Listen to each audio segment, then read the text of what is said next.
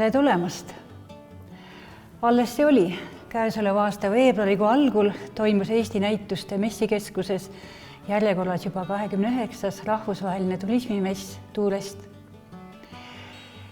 Messil osales 533 eksponenti 30 erinevast riigist. Messi külastas üle 26 000 inimese. Meeleolu oli ülev. Eesti turismil pole kunagi läinud nii hästi kui eelmisel aastal. Ja siis 27. veebruaril jõudis koroonaviirus Eestisse. 12. märtsil kuulutas Vabariigi Valitsus välja eriolukorra, et tõkestada viiruse levikut Eestis. Kõik seiskus. Maailma turismist enne koroonaaega. Maailma turismiorganisatsiooni andmetel kasvas välisturism kogu maailmas eelmisel aastal 3,8%. 2019. aastal tehti kogu maailmas rohkem kui 1,5 miljardit mitmepäevast välisreisi, mis oli koguni 54 miljoni võrra rohkem kui aastal 2018. Eesti turism. Turism on Eesti jaoks oluline majandusharu ja moodustas 2019. aastal üle 10% Eesti ekspordist ja kolmandiku teenuste ekspordist. Turism andis otseselt ja kaudselt tööd rohkem kui igale 6. inimesele meie riigis. Turismisektoris tegutseb üle 3000 ettevõtte ja eelmisel aastal tõi turism riigile üle 160 miljoni euro maksutulu. 2019. aasta oli Eesti turismile läbi kõigi aegade kõige edukam aasta. Eesti majutusasutused liikusid enne koroonakriisi rekordkursil. 2020. aasta veebruaris oli majutusettevõtetes turiste mullusest rohkem. Eriolukorra väljakuulutamisega seiskus turismi tegevus täielikult. Majandus- ja Kommunikatsiooniministeerium on koostöös KredExi ja EAS-iga välja töötanud abipaketi turismisektori toetamiseks. Millal, kas ja kuidas olukord normaliseerub ja turismitegevus taas käivitub, millal hakkavad tulema külastajad, millised on koroonapandeemia tegelikult majanduslikud mõjud, millised muutused veel ees ootavad, nendele küsimustele ei tea 2020. aasta aprillikuu lõpus vastuseid veel keegi. Millised on Maailma turismiorganisatsiooni prognoosid? Arvestades olukorra kujunevat iseloomu, on Maailma turismiorganisatsiooni arvates veel liiga vara hinnata COVID-19 täielikku mõju rahvusvahelisele turismile. Prognoositakse, et sel aastal väheneb turistide arv maailmas 20–30% ja selle majanduslik mõju ehk rahvusvaheliste turismi laekumiste kahanemine on märkimisväärselt suur. Neid hinnanguid tuleb tõlgendada ettevaatusega, pidades silmas pandeemia ulatust ja kriisi enneolematut iseloomu. Turismi arengut maailmas ja selle erinevates piirkondades on turismi algusaegadest saadik mõjutanud mitmesugused kriisid ja katastroofid. Neil teemadel on läbi viidud väga palju uuringuid, kirjutatud arvukalt teadusartikleid ja avaldatud mahukaid raamatuid. Koroonaviiruse kriisiga seonduv on juba praegu, aga jääb ilmselt paljudeks aastateks turismiuuringute keskseks teemaks. Võib öelda, et tõenäoliselt ka üliõpilaste lõputööde keskseks teemaks. Millised on olnud suurimad katastroofid ja kriisid maailmas, mis on mõjutanud ka Eesti turismi? 20. sajandi suurimad katastroofid olid kindlasti Esimene ja Teine maailmasõda. Esimene maailmasõda ja sellele järgnenud vabadussõda olid kurnavad, kuid juba 1920. aastal algas lausa enneolematu kiirusega nii Eesti Vabariigi kui ka riigi turismi ülesehitamine. 1930. aastatel haaras kogu maailma, sealhulgas ka Eestit, laiaulatuslik majanduslangus, mida tuntakse kui suurt depressiooni. Saadi hakkama. 1938. aastal kirjutati Päevalehes, et turismist saadav tulu ületab isegi peekoni väljaveost saadavat aastatulu. Samal aastal andis riigihoidja Konstantin Päts välja teadaolevalt maailmas esimese turismi korraldamise seaduse. Eesti Vabariigi 20. aastapäeva tähistati uhkelt ning tunnustati turismi liiklemise alal tehtud hoogsa töö häid tulemusi. Nõukogude okupatsioon 1940. aastal purustas hetkega ja aastakümneteks plaanid ja unistused turismi arendamiseks Eestis. Kõik hotellid ja restoranid natsionaliseeriti, paljud endised omanikud küüditati Siberisse. Teine maailmasõda tegi peaaegu täieliku hävitustöö Eesti ravikuurortites, mis olid selleks ajaks juba laialdaselt tuntud ja kuulsust võitmas. 1950. aastate algul algas Eestis ulatuslik kuurordite ja puhkeasutuste rajamine. Teenindust peeti parimaks kogu Nõukogude Liidus. Turism arenes ja kosus vaatamata kõigele. Millised on olnud suuremad kriisid ja katastroofid taas iseseisvas Eestis? Eesti iseseisvuse taastamine 20. augustil 1991. Milline rõõm! Samas, turismimajanduse seisukohalt oli ka see kriisiolukord. Täielikult kadus senine turg, Nõukogude Liit ja lääne turu jaoks oli Eesti tundmatu sihtkoht, lääne köitmiseks puudusid teadmised, oskused, kvaliteet ja palju muud. Aga saadi hakkama ja kaunis kiiresti. Vaid mõni kuu pärast iseseisvuse taastamist toimus Tallinnas esimene rahvusvaheline turismimess Tourist. Turism arenes jõudsalt, kõik läks ülesmäge. 28. septembril 1994. aastal uppus Läänemerel parvlaev Estonia. Estonia katastroof on suurima ohvrite arvuga rahuaegne laevahukk Läänemerel. Rootsi turgu pole siiani katastroofi eelses mahus taastada suudetud. Suur majandussulutis ehk masu algas 2007. aastal ja jõudis 2009. aastal täie jõuga ka Eestisse. Aga tõusti taas. Aastatel 2010 ja 2011 kasvas välisturistide arv üsna kiiresti. 2013. aastal jõuti uue rekordini. Eesti majutusettevõtetes peatus üle 1,9 miljoni välisturisti. Mõningate hinnangute põhjal pole aga paljuski veel siiani jõutud masueelse buumiseisu. Turism pärast koroonaaega. Kahtlemata on tegemist kõige suurema kriisiga turismi ajaloos. Samas võib kõigi varasemate kriiside ja katastroofide põhjal öelda, et vaatamata kõigele, turismi olemus ei muutu ka pärast koroonakriisi fundamentaalselt. Inimesed soovivad ikka reisida ja teenusepakkujad neile vajalikke ja tulusaid teenuseid pakkuda. Hirm tasapisi kaob ja enamus inimesi reisivad taas. Äri edeneb neil teenusepakkujatel ja sihtkohtadel, kes on pühendunud, usuvad oma ettevõtmistesse, on loomingulised, loovad, innovaatilised ja kiired ning suudavad tegutseda ja mõelda teisiti kui enne koroonaaega.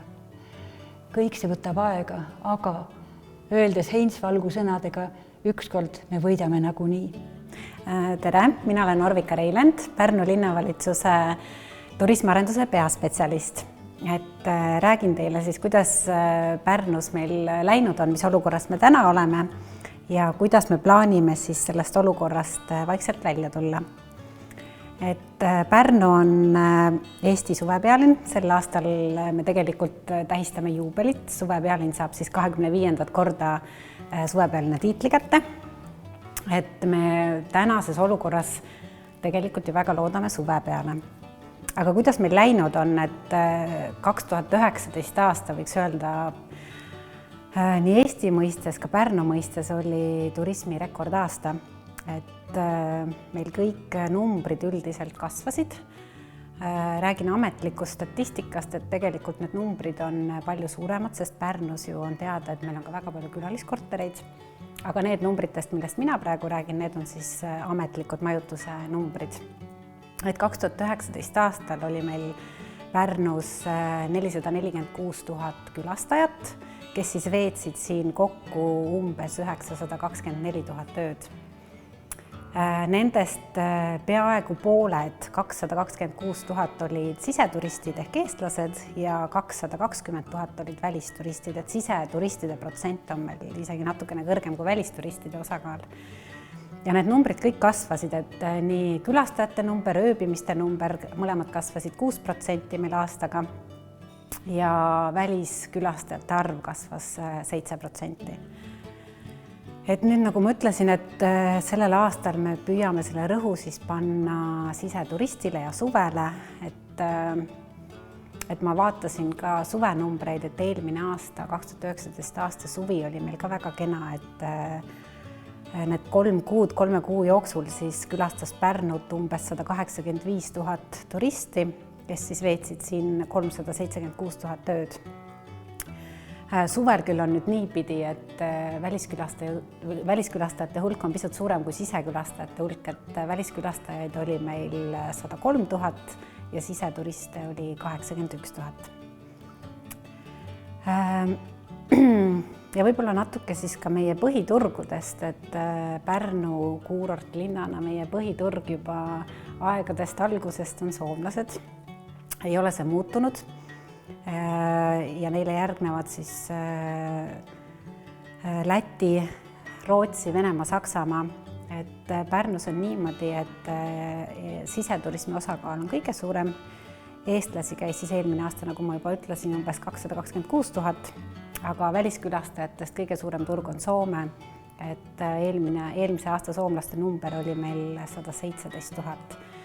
Soome, meie põhiturg on olnud selline, mis tegelikult mingitel aastatel ta kukkus. Aga nüüd viimane aasta, siis 2019 aasta, siis langus meil peatus. Hästi pisut ta tõusis, küll ei saa veel öelda, et ta 1% tõusis, ta jäi nulli peale, et see inimeste arv, kes rohkem käis, oli niivõrd vähem, aga ikkagi ta ei olnud enam languses. Järgmine oluline turg on meil Läti. Lätlaste number on meil kasvanud sellest ajast peale, kui ma võiks öelda, et Pärnumaal avati Lottemaa, hakkas lätlaste number kasvama. On alati teinud suurt kasvu, sellel aastal ta tegi 17% kasvu ja lätlaste number on siis umbes 45 000, kes siin aasta jooksul käib. Ja Lätile siis järgneb meil Rootsi turg, rootslasi käib Pärnus umbes 10 000, siis on Venemaa umbes 8 000 ja Saksamaa umbes 7 000 inimest aastas. Ja mis me siis plaanime praeguses olukorras, et täna praegu siin aprilli lõpp ja meil Pärnus on kõik suuremad hotellid kinni. Plaanivad ennast küll avama hakata, aga olukord meil turismis on ju väga kehva praegu. Aga mis siis meie plaanime sihtkoha poolt teha, et seda olukorda natukene nagu parandada? Et samamoodi nagu ilmselt kõik turismi inimesed või turismi ettevõtjad oleme ka meie oma plaanid ümber muutnud. Näiteks plaanisime sellel aastal suuremalt siseneda Rootsi turule, kuid jätame selle siiski ära, kuna piirid ilmselt ei avane niipea, et suuname kogu Rootsi turu raha siis siseturule ja teeme esimest korda, me ei ole kunagi varem pidanud suve müüma, esimest korda me siis teeme siseturu kampaania ja hakkame Pärnu suve müüma, et siis siseturismi suve jooksul elavdada. Ja sõnumiga, mis me siis oleme välja mõelnud koos agentuuriga, on, et kutsume inimesi jälle päriselt puhkama, ehk siis puhka jälle päriselt ja tee seda Pärnus. Siis on meil koostöös EAS-iga, EAS tegelikult veab seda ees, teeb sellist suurt sisekampaaniat üle kogu riigilist, ehk siis kutsub üldse üles eestlasi rohkem puhkama ja Eestis raha kulutama sellel suvel.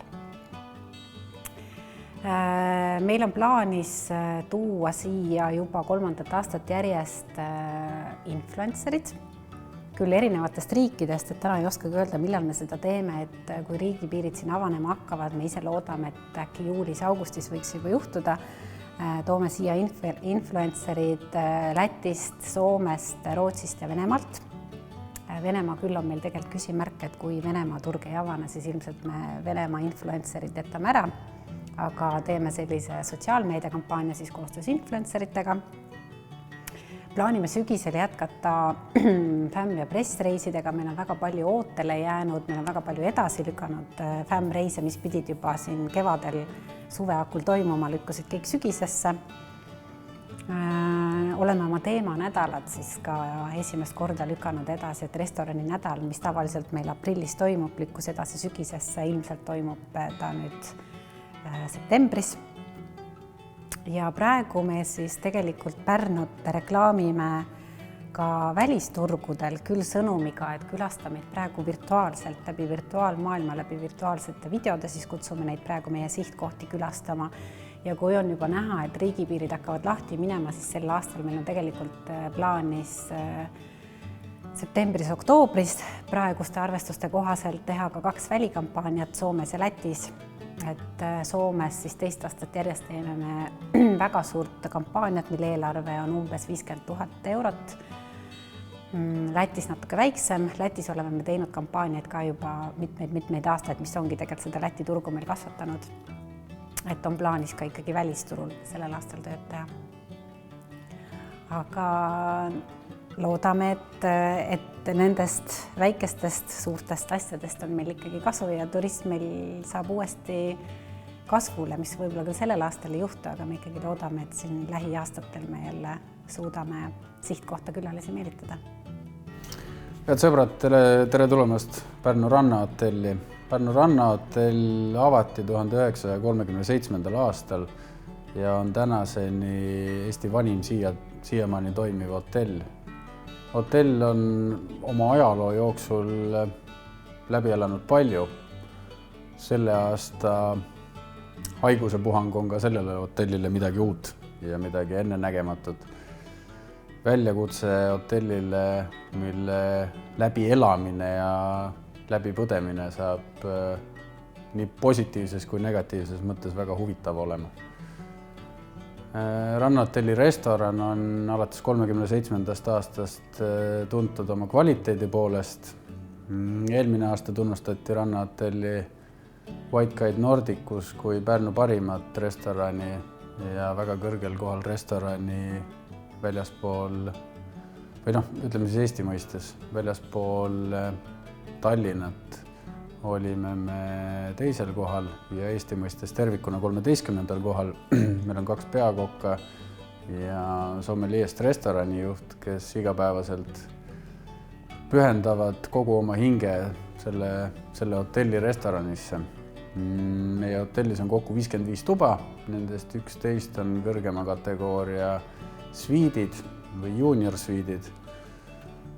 Hotell oma olemuselt on alates 37. aastast olnud ikkagi pärl, selle asukoht. Hotelli pidamise mõistes on kindlasti kõige olulisem asukoht. Ja asukoht Pärnu rannahotellil on vaieldamatult üks parimaid. Me oleme ikkagi selline kuurort hotell kohe väga selgelt Pärnu rannas. Ja hoolimata keerulisest ajast avame me uksed ka sellel suvel ja teenindame kliente kindlasti parimal võimalikul viisil. Jah, küllap on muutunud igasugused tavapärased standardid, ehk siis kui möödunud suvel oli oluline võimalikult palju kontakti saada kliendiga, sellel hetkel, kui klient on näiteks leti ees, siis suure tõenäosusega sellel aastal klienditeenindus on oluliselt kontaktivabam, kui ta on tavapäraselt olnud. Kindlasti on hotelli üheks lahutamatuks osaks näomaskid, desinfitseerimisvahendid, miks mitte ka kehatemperatuuri mõõtmine. Aga see kõik on ikkagi sel õilsal eesmärgil, et me kõik oleksime terved. Tuleksime tervelt siia ja lahkuksime tervena siit. Ma olen veendunud, et see aasta saab olema väga põnev. Ma olen veendunud, et tugevamad jäävad ellu. Ja selles ma olen kohe päris veendunud, et meie oleme üks tugevamaid. Armsad tänased ja homsed turismitegijad. Ärge heitke meelt ning olge ikka positiivsed. Koos suudame me taas turismi õitsema panna. Loodame, et keegi ei pahanda Tõnis Mäe laulu Koit ühe sõna mugandamise eest. On jälle aeg selg sirgu lüüa ja heita endalt koroonarüü, et loomisoos kõik loodu koos võiks sündida kui uuesti.